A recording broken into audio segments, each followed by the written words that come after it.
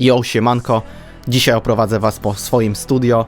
Ostatni raz taki odcinek nagrywałem telefonem w 2019 roku i pokażę, co się zmieniło w moim studio, jaki sprzęt przybył. Pokrótce opiszę każdy sprzęt, który mam tutaj w studio. Zacznijmy od pierwszej, najważniejszej rzeczy. W studio posiadam 3 komputery, natomiast na co dzień używam swojego głównego MacBooka Pro 16-calowego, którego recenzowałem w innym już filmiku na tym kanale. Były to pierwsze wrażenia z obsługi tego sprzętu. Już go posiadam prawie 1,5 roku i sprzęt się świetnie sprawuje. Jest on na 10-rdzeniowym procesorze M1 Pro z 16-rdzeniową grafiką. Przez te 1,5 roku nie miałem z nim żadnych problemów. Świetnie się nadaje do produkcji muzycznej, jak i do obróbki wideo. Montuję wszystkie filmy w 4K, nie muszę nawet używać renderowania w tle, bo ten komputer sobie w czasie rzeczywistym bardzo dobrze radzi. Wcześniej używałem MacBooka Pro 15-calowego, z tym, że ten był praktycznie w najwyższej, jak na tamte czasy, możliwej konfiguracji, co jest śmieszne, a był kilka tysięcy tańszy niż ten, co teraz posiadam. No i mam swój pierwszy też komputer, został w studio,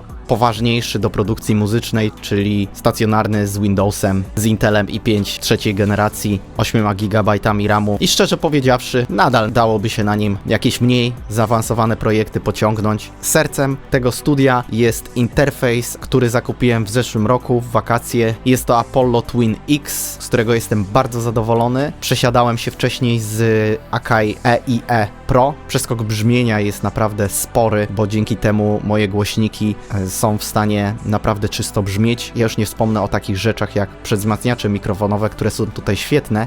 I to, co najbardziej mi zależało w tym interfejsie, czyli możliwość w czasie rzeczywistym podpinania różnych wtyczek typu kompresor. One działają w specjalnym formacie UAD.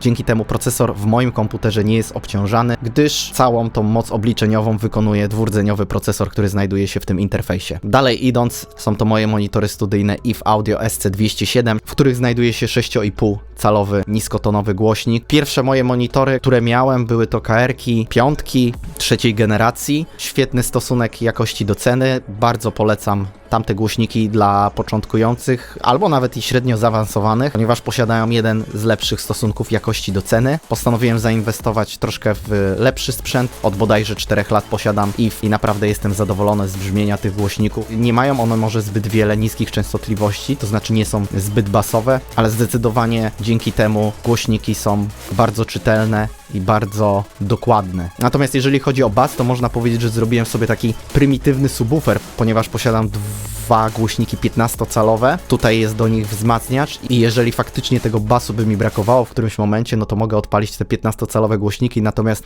zdajecie sobie sprawę, jakie to jest głośne i od kilku lat praktycznie ich nie używam. Te głośniki zresztą są o przeznaczeniu estradowym, a nie studyjnym, więc do mieszkania nie za bardzo się nadają, ale są, w razie czego. Polskiej konstrukcji pasywne głośniki 15-calowe zawsze jako sub mogą się posłużyć. To, co mam pod sobą, to jest klawiatura Keystation 61. Jest to klawiaturka, która przydaje się podczas produkcji muzycznej. Właściwie sterownik MIDI, bo z keyboardem czy z pianinem cyfrowym nie ma zbyt wiele wspólnego. Jest to praktycznie chyba jeden z najtańszych tej wielkości kontrolerów MIDI, które można wpiąć w komputer. Do takiego prostego jakiegoś tam grania czy sprawdzania dźwięków nadaje się świetnie. Ja w sumie grać za specjalnie nie potrafię, więc fajnie mieć taki sterownik, w którym można sobie sprawdzić brzmienie, bo zdecydowanie to się szybciej robi niż na pianorolu czy gdzieś tam klikając w dawie. Idąc dalej, mam też zapięty na wysyłkę z interfejsu kompresor dwukanałowy Alesis 3632. Jest to kompresor z funkcją i limitera, bramki, no i kompresora. Rzadko go naprawdę używam, jest to taki trochę w sumie bajer, można powiedzieć, w moim studio. Zdarzyło mi się kilka razy poprzez routing w dawie przepuszczać przez niego sygnał i tak sobie kompresować piosenki. Jest to też jeden z tańszych kompresorów dostępnych i to jeszcze dwukanałowych dostępnych na rynku. Powiem szczerze, że bardzo fajnie się sprawdza i jestem naprawdę zadowolony, ale idąc tak dalej, ja tak naprawdę praktycznie z każdej tutaj rzeczy w tym studio jestem zadowolony. Wszystko się świetnie sprawuje. Też jest to poprzedzone długim researchem, zanim ja coś kupię, więc naprawdę ten sprzęt sprawdzam, czy on będzie się nadawał, czy go na pewno potrzebuję. Z tym, czy go potrzebuję, to różnie bywa, bo nie ze wszystkiego korzystam. Tego sprzętu się trochę uzbierało, no i tak został w tym studio. Mikrofon, jak widzicie, no to jest klasyka, nikomu nie trzeba przedstawiać, Rode NT1A. który również ma świetną jakość do ceny, jest naprawdę wystarczający, chociaż gdzieś tam w przyszłości myślę, żeby go gdzieś tam zupgrade'ować na troszkę lepszy. On się świetnie sprawuje i daje naprawdę fajną jakość nagrań. W prawej stronie jest to Behringer ADA 8200. Co to tak naprawdę jest? Jest to rozszerzenie po złączu cyfrowym audio mojego interfejsu Apollo. Czyli ja podpiąłem tego Behringera, który posiada 8 wejść analogowych poprzez kabel ADAT do interfejsu Apollo i dzięki temu mój interfejs ma dodatkowe 8 wejść analogowych. Czyli w tym momencie jestem w stanie na przykład około 10 ścieżek audio jednocześnie nagrywać i tak samo komputer też to wykrywa 10 niezależnych ścieżek cyfrowo, bo wcześniej nie byłem w stanie tego robić, chociażby używając Yamahy, ponieważ tam wejścia są tylko analogowe, więc ten miks musiałem zrobić już na poziomie miksera. Właśnie stoi moja wysłużona Yamaha MG12, z której wcześniej korzystałem, aby mieć te dodatkowe wejścia, natomiast służy teraz bardziej jako trochę routing do mojej stacji DJ-skiej. Tu sobie pozwoliłem zrobić takie mini stanowisko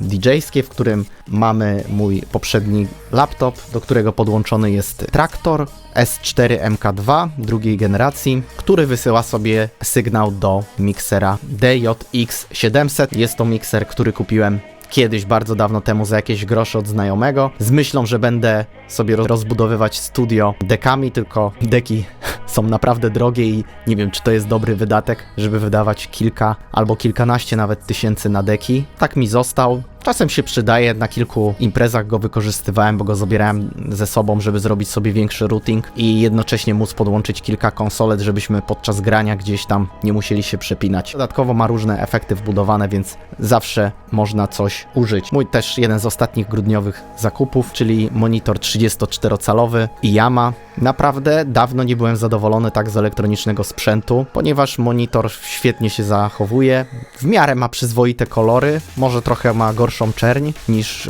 u MacBooka, no ale wiadomo, z MacBookami to raczej tylko monitory referencyjne mają jakiś podjazd za kilka albo nawet kilkanaście tysięcy złotych, więc jak na cenę, to jestem bardzo zadowolony z tego monitora. Po lewej i prawej stronie są to dwa Behringery X-Touch Extender, czyli tak naprawdę sterowniki do różnych DAW-ów, odwzorowujące mikser w DAW-ie. One są fajne, ponieważ posiadają zmotoryzowane tłumiki, czyli te suwaczki jeżdżą sobie, potrafią sobie jeździć do góry i do dołu, jeżeli coś się zmieni w myszką w komputerze, natomiast bardzo rzadko ich używam. Czasem używam ich do nagrywania poprzez na przykład mutowanie, bo mam tam przycisk od mute, od solo, od record, też mogę zaprogramować je do różnych innych rzeczy. Jeszcze ostatnia rzecz, czyli przedwzmacniacz słuchawkowy. Jest to w sumie praktycznie jeden z najtańszych przedwzmacniaczy słuchawkowych, właściwie nie służy jako wzmacniacz, dla mnie przynajmniej, chociaż on może służyć, ponieważ czy interfejs, czy moje laptopy posiadają wystarczające napięcie, żeby obsłużyć moje 250-ohmowe słuchawki Beyerdynamic DT770, które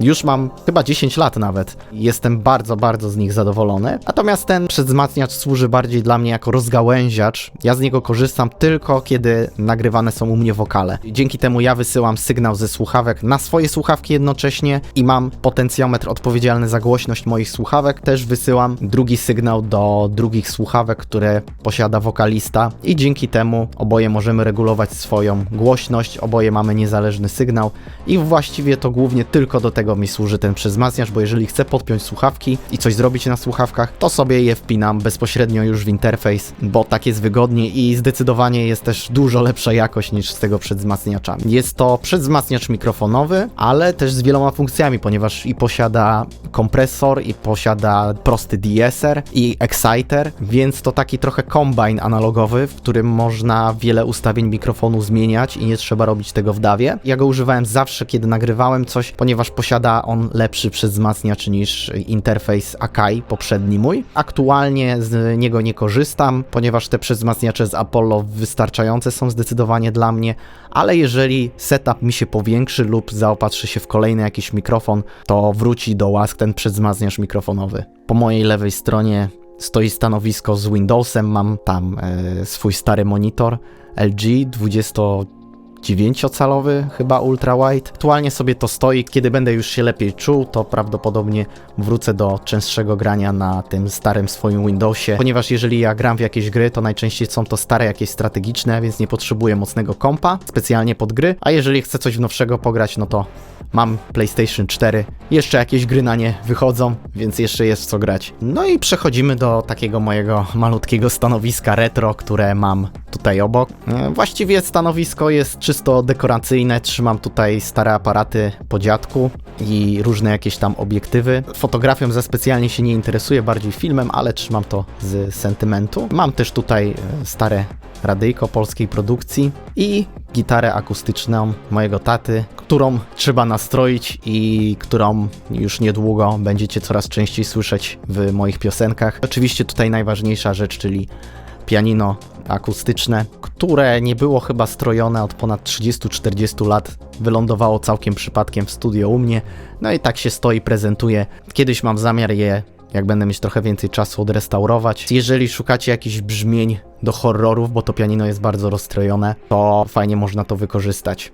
W przyszłości, za jakiś czas planuję też sobie kupić gitarę elektryczną, ponieważ stwierdziłem, że jeżeli mam wydawać 500 czy 1000 euro za emulację gitary elektrycznej w komputerze, to już lepiej te 500 czy 1000 zł wydać na jakąś fajną, tanią gitarę elektryczną, ponieważ i tak mam emulację pieców elektrycznych w dawach. Zawsze i tak mogę dokupić jakiś piec i mieć wtedy czysty, fajny dźwięk, a te wtyczki komputerowe, one są aktualnie bardzo dobre teraz, ale jednak nic nie zastąpi żywego instrumentu. Tak myślę, że z najbliższych wydatków, więc będzie to gitara elektryczna. No i jakieś tam trochę podstaw może na tej gitarze się nauczyć. To byłoby tyle, jeżeli chodzi o wytłumienie, jeżeli chodzi o jakiś wystrój, jakieś te wszystkie rzeczy, które tutaj w studio widać, to one za specjalnie się nie zmieniły od tego filmiku z 2019 roku, który możecie sobie zobaczyć, tam mówię więcej trochę, bardzo szczegółowo i leję wodę odnośnie tego sprzętu i widać trochę bardziej to pomieszczenie. To byłoby wszystko, ja się z wami żegnam, do zobaczenia.